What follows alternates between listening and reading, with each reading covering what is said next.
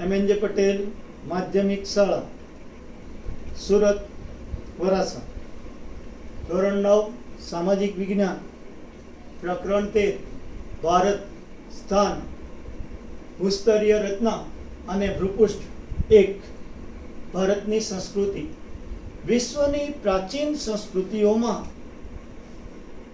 ભારતની ગણના અગ્રસ્થાને આવે છે. એટલે કે વિશ્વમાં જે સંસ્કૃતિનો વિકાસ થયો એ સમયે ભારતીય સંસ્કૃતિ પણ વિકસી હતી.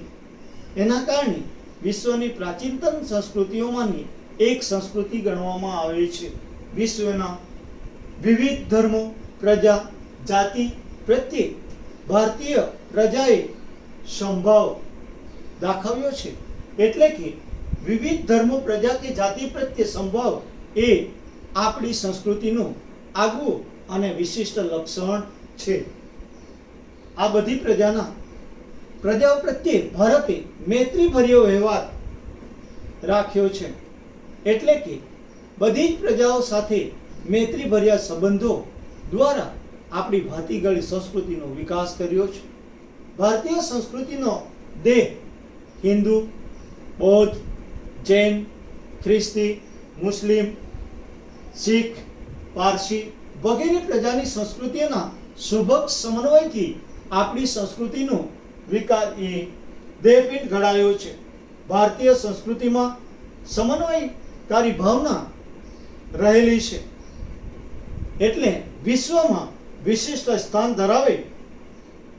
ધરાવતી જોવા મળે છે. જેથી સાંસ્કૃતિક તત્વનું સંયોજન એ આપણી સંસ્કૃતિમાં વિશિષ્ટ સ્થાન અને મહત્વનું ગણવામાં આવે છે. આ રીતે વિશ્વમાંથી આવેલી વિવિધ પ્રજાઓ જેમ કે નેગ્રીટો, મોંગોલોઇડ, ઓસ્ટ્રેલોઇડ, આર્યો, દ્રવિડો,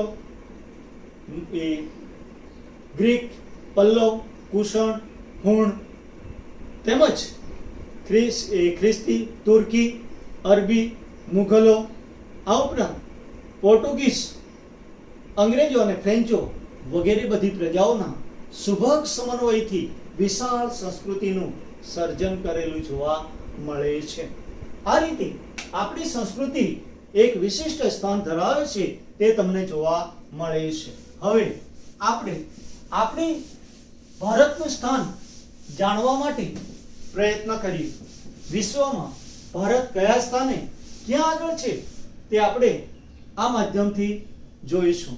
એટલે કે પહેલા લઈએ છે દિશાઓ અને ખૂણાઓ. દિશાઓ અને ખૂણાઓ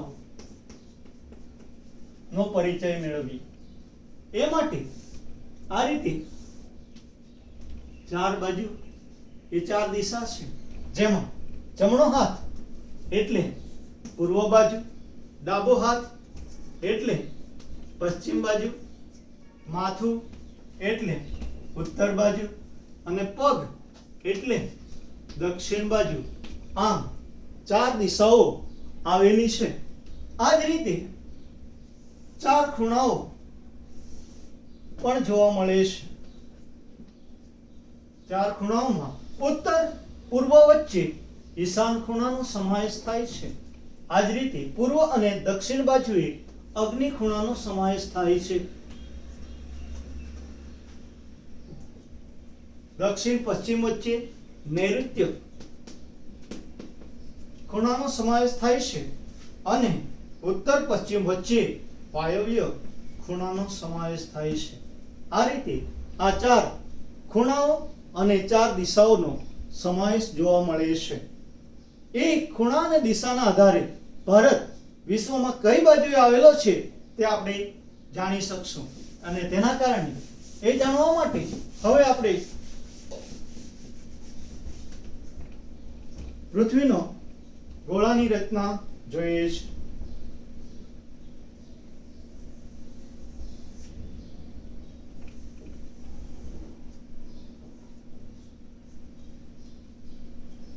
આ ભાગમાં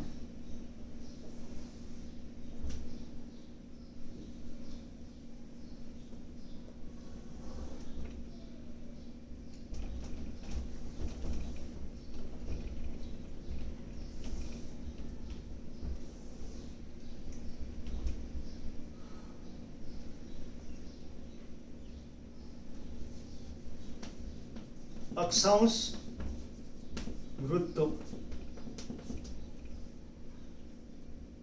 તો અહીંયા તમને સ્પષ્ટ જોવા મળે છે કે આ 0 અક્ષાંશ વૃત્ત છે. અક્ષાંશ વૃત્ત છે. અહીંયા આગળ 23.30 ઉત્તર અક્ષાંશ વૃત્ત. આ જ રીતે 66.30 ઉત્તર અક્ષાંશ વૃત્ત. આ જ રીતે 23.30 અંશ દક્ષિણ અક્ષાંશ વૃત્ત.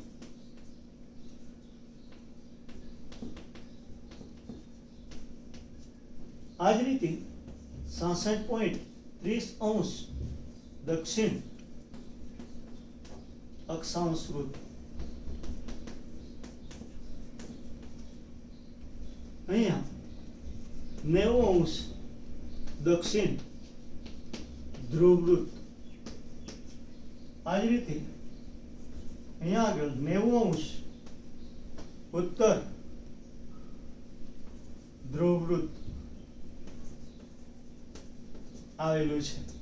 એટલે પૃથ્વીની સપાટી ઉપર આ જે પૂર્વથી પશ્ચિમ બાજુએ દોરેલા પૂર્વ ભાગ છે, આ પશ્ચિમ ભાગ છે. પૂર્વથી પશ્ચિમ દિશાએ દોરેલી કાલ્પનિક રેખાઓ છે એને અક્ષાંશ વૃત્તો કહે છે. બરાબર? એટલે અહીંયા અક્ષાંશ વૃત્તો.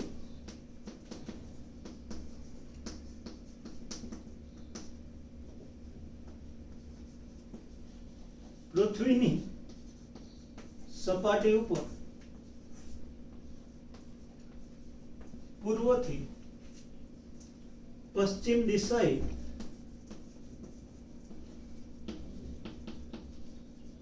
દોરેલી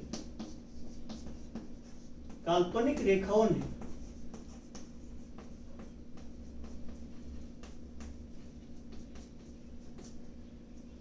અક્ષાંશ વૃત્તો કહે છે.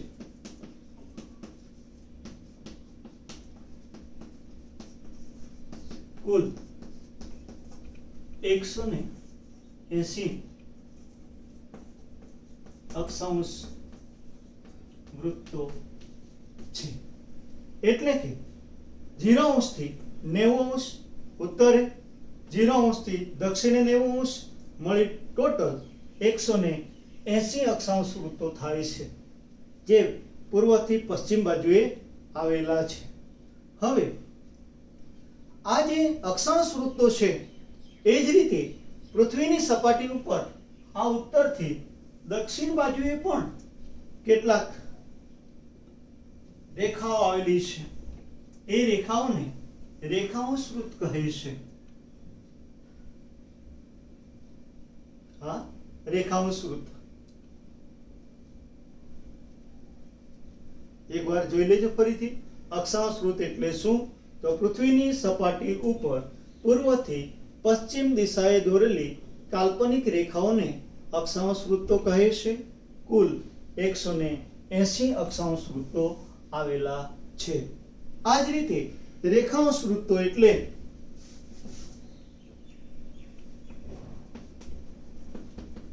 રેખાંશ વૃત્તો એટલે પૃથ્વીની સપાટી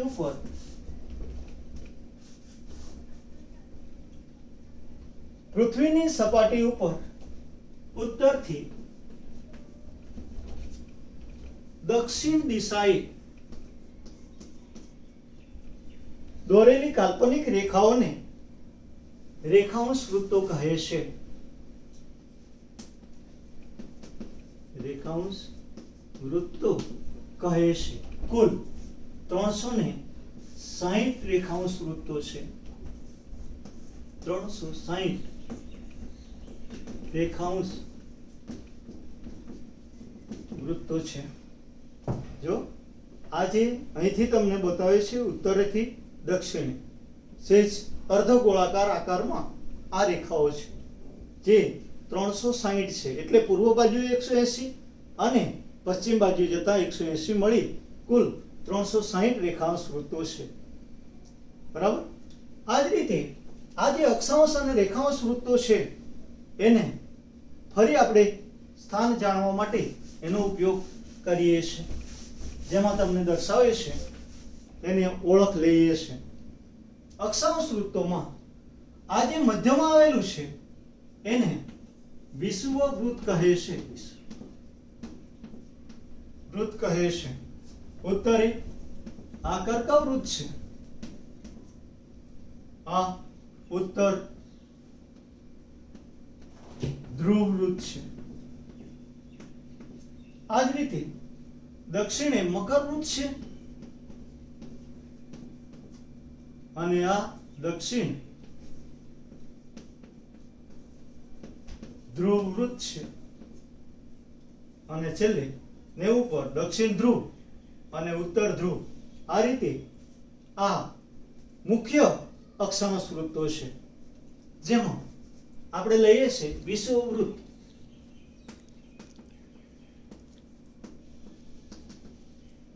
તો વિષુવવૃત્ત એટલે શું એ માટે તમને સ્પષ્ટ આપું કે પૃથ્વીની સપાટી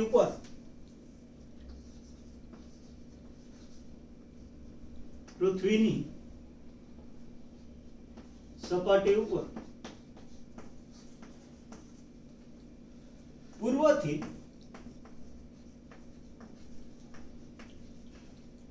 પશ્ચિમ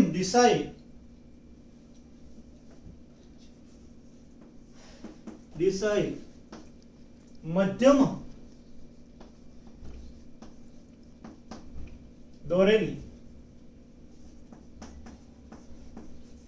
0° અક્ષાંશ વૃત્તને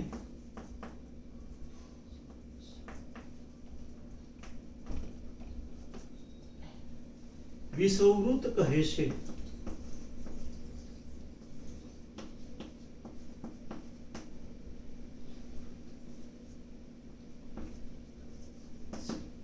જે પૃથ્વીના મધ્ય ભાગમાંથી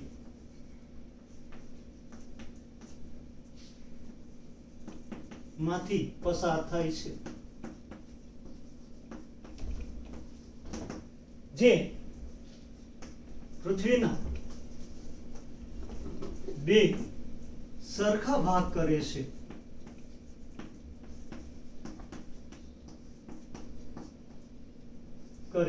ઉત્તરનો ભાગ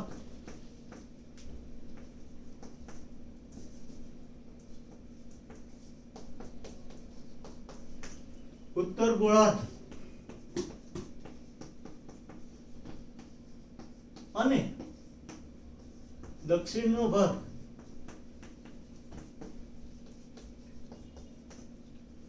દક્ષિણ ગોળાર્ધ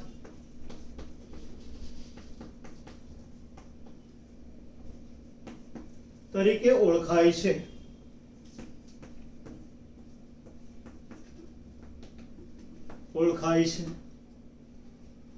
ફરી પૃથ્વીના સપાટી ઉપર પૂર્વથી પશ્ચિમ દિશાએ દોરેલી 0° અક્ષાંશ વૃત્ત છે એને વિષુવવૃત્ત તરીકે ઓળખવામાં આવે છે. પૃથ્વીના મધ્ય ભાગમાંથી વિષુવવૃત્ત પૃથ્વીના મધ્ય ભાગમાંથી પસાર થાય છે, જે પૃથ્વીના બે સરખા ભાગ કરે છે. આ જે 0° થી ઉત્તરે આવેલો ઉત્તર ગોળાર્ધ અને દક્ષિણે આવેલો દક્ષિણ ગોળાર્ધ તરીકે ઓળખાય છે. આ રીતે પૃથ્વીની સપાટી ઉપર આ વિષુવવૃત્ત આવેલું છે. એ જ રીતે હવે લઈએ છે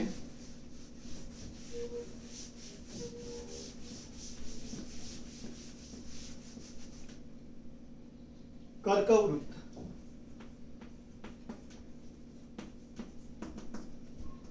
પૃથ્વીની સપાટી ઉપર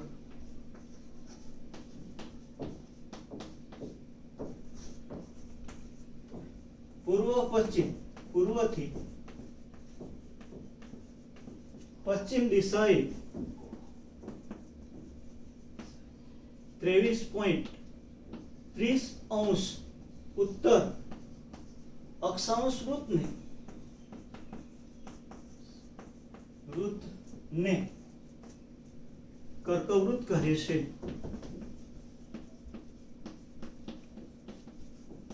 છે જે ભારતના મધ્ય ભાગમાંથી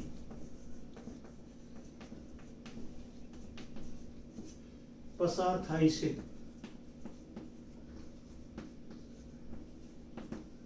આ રીતે પૃથ્વીની સપાટી આ વિષુવવૃત્તના ઉત્તરે 23.30 અક્ષાંશ વૃત્ત છે એને કર્કવૃત્ત તરીકે ઓળખવામાં આવે છે. આ જ રીતે બીજું લઈએ છે મકરવૃત્ત.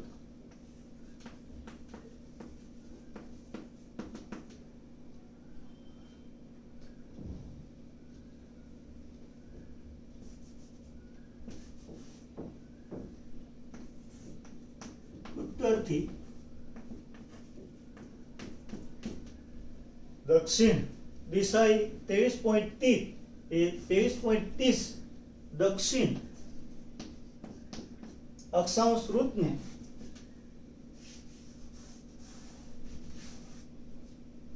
મકરવૃત્ત કહે છે. જો ફરી આ વિષુવવૃત્ત છે, વિષુવવૃત્તથી દક્ષિણે એટલે કે પૃથ્વીની સપાટી ઉપર ઉત્તરથી દક્ષિણ દિશાએ 23.30 દક્ષિણ અક્ષાંશ વૃત્ત છે એને મકરવૃત્ત તરીકે ઓળખવામાં આવે છે.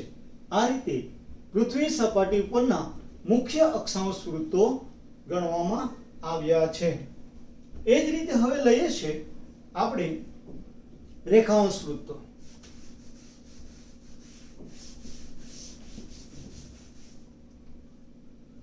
તો રેખાંશ વૃત્તો એટલે શું?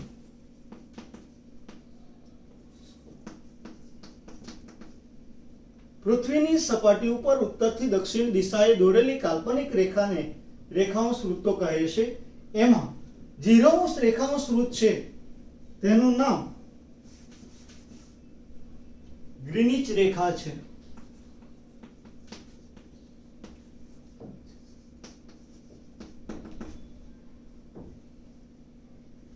તો પૃથ્વીની સપાટી ઉપર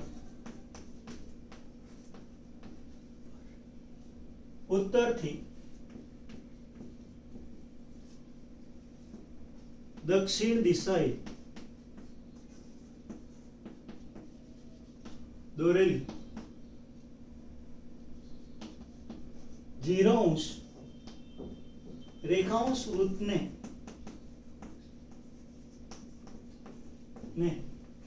ગ્રીનિચ રેખા કહે છે. જે ઇંગ્લેન્ડના ગ્રીનિચ શહેર ઉપરથી પસાર થાય છે.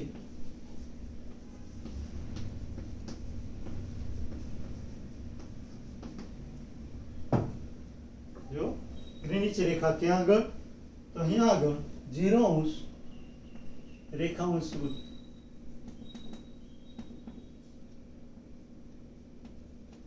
જે આવેલી છે જેને ગ્રીનિચ રેખા તરીકે ઓળખાય છે. એનાથી ભારત પૂર્વ બાજુએ છે અને 0 વિષુવવૃત્તથી ભારત ઉત્તર બાજુએ આવેલો છે. આ રીતે આપણે અહીંયા આ રેખા એ અક્ષાંશ અને રેખાંશ વૃત્તો આવેલી છે તે વિશે જોઈએ છે. હવે આ ઉપરથી એક બીજો જે શબ્દ છે તેને ઓળખીએ છીએ જેને ગોળાર્ધ તરીકે ઓળખવામાં આવે છે.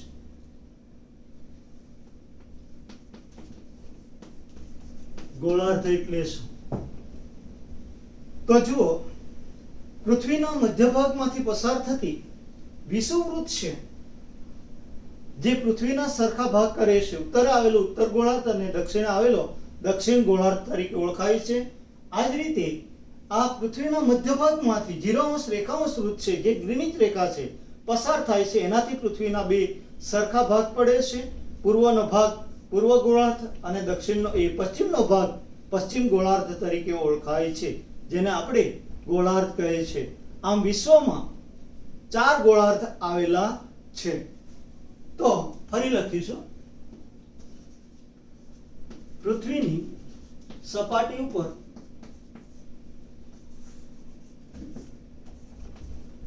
પૂર્વથી પશ્ચિમ દિશાએ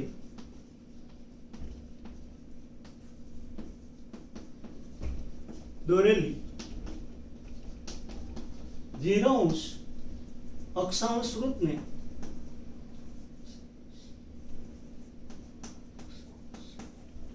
વૃત્ત જેનું નામ વિષુવવૃત્ત છે, પૃથ્વીના બે સરખા ભાગ થાય છે. ઉત્તરનો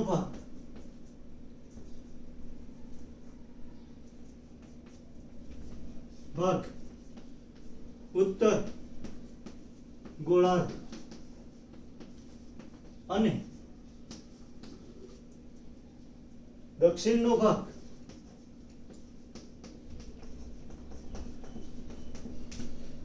દક્ષિણ ગોળાર્ધ તરીકે ઓળખાય છે.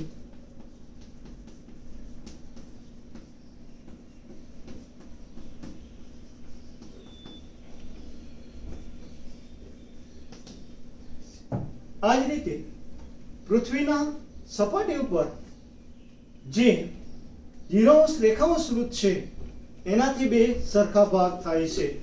પૃથ્વીની સપાટી ઉપર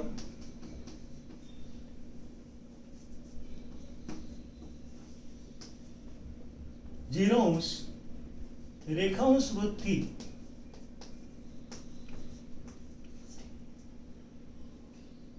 પૃથ્વીના બે સરખા ભાગ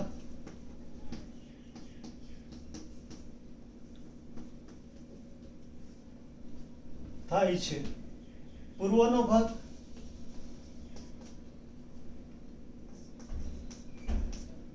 પૂર્વ ગોળાર્ધ અને પશ્ચિમનો ભાગ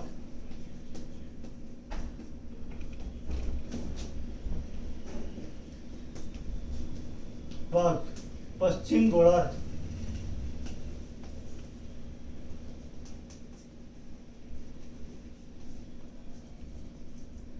તરીકે ઓળખાય છે.